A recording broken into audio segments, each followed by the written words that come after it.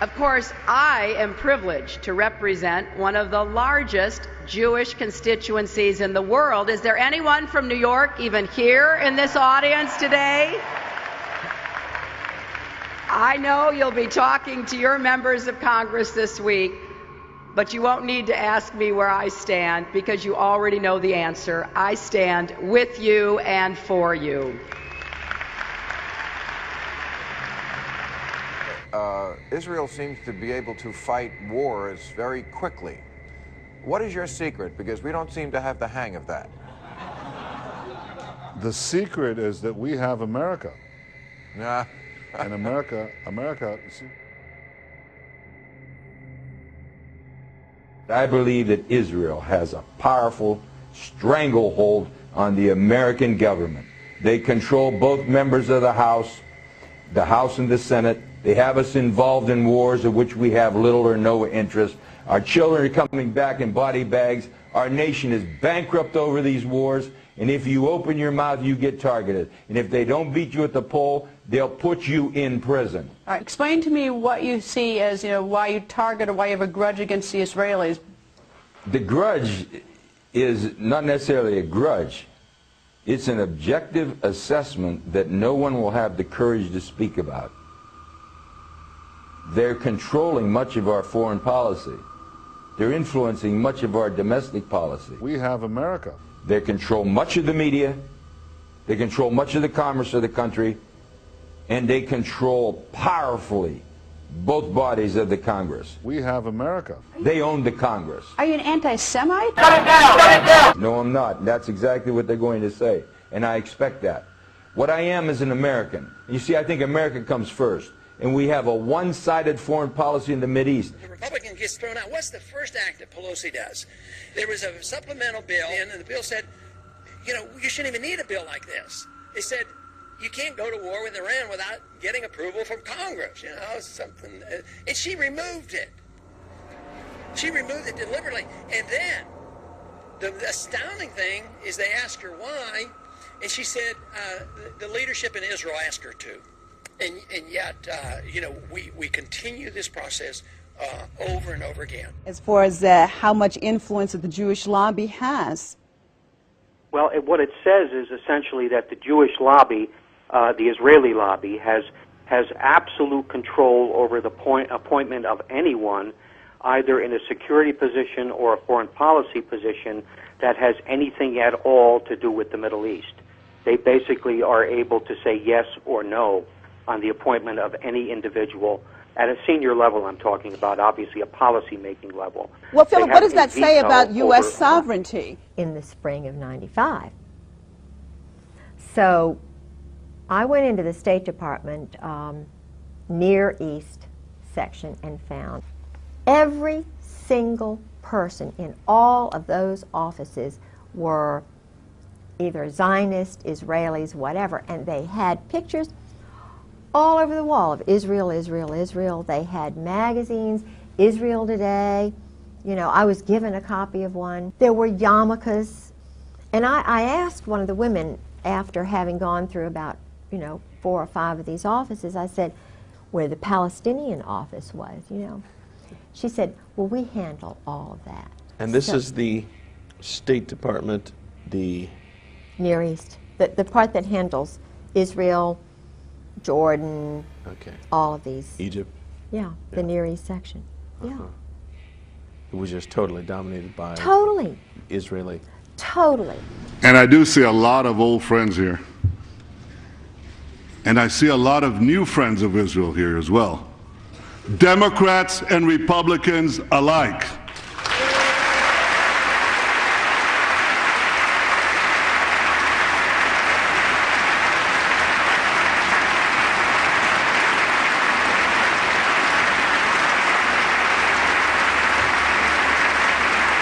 To suggest, as you're doing here tonight, that they control our Congress, that, quote, they are influencing and the sole control of influencing of our domestic policy, is an absurdity.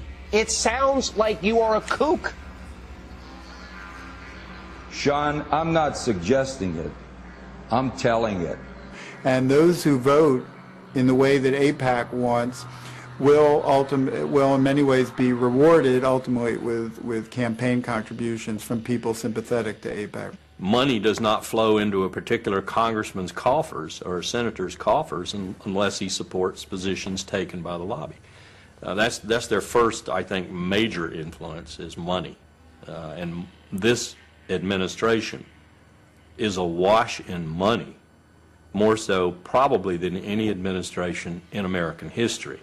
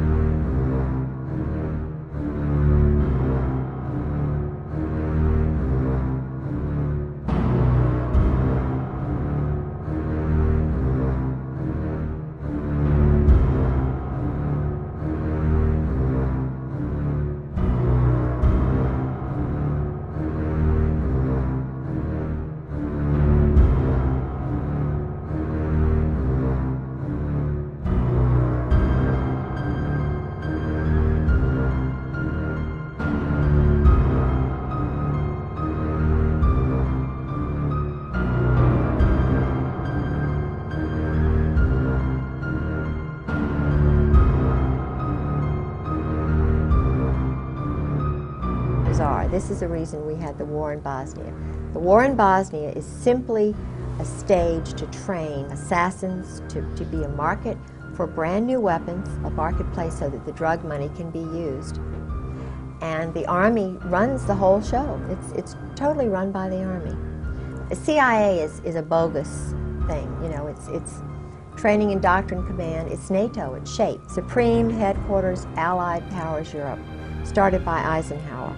It's a totally independent corporation. Its main function is to sell weapons and launder money.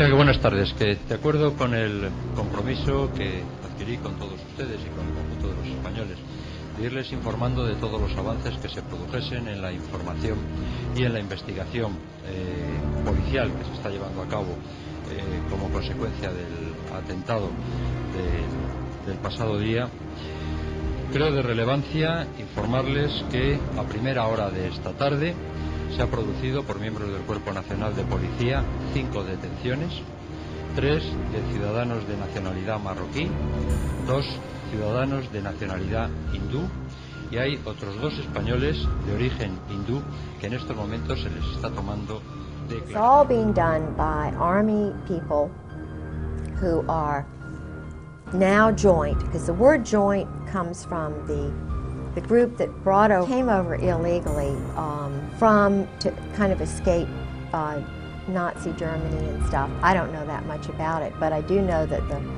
the funding organization, one of the funding organizations was out of New York, and it was called The Joint. And Meyer Lansky, see, our mob, the organized crime, the Jewish Kabbalist group, who don't believe in God really, well they do, they look at God as a Kabbalah kind of thing, and the opposite of good is bad, and they have to get rid of all all the good people and kill them, and then, you know, I mean, they really do this. They're killing people who are good on purpose, and they get brownie points with their little was used cult. also in worshiping the devil, participated in human sacrifice rituals and cannibalism. She says her family has been involved in rituals for generations. You come from generations of ritualistic abuse? Yes, my family has an extensive family tree, and they keep track of who's been involved and who hasn't been involved.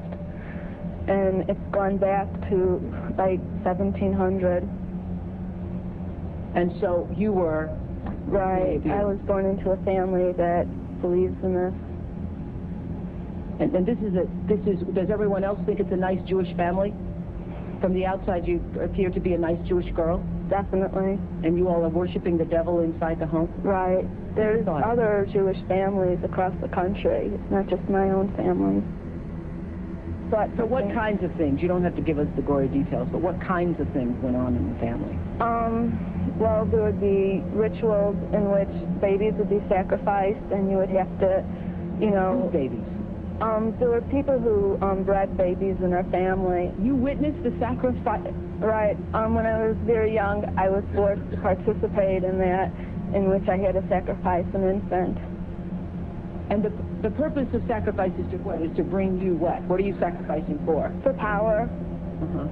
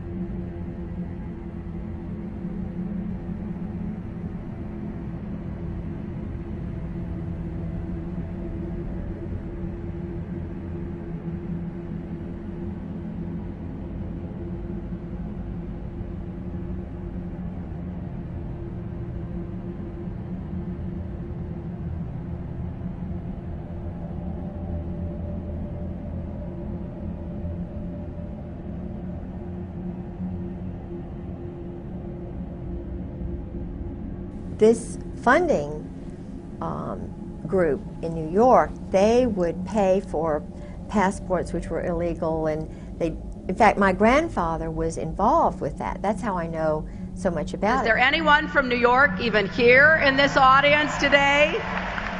In other words, they were doing work for the joint under the table all these years. Okay, and directly under whose instructions to sell these weapons? Do you know that? Yeah. Okay, who would that be? Well, it's the Israeli Zionist group in New York.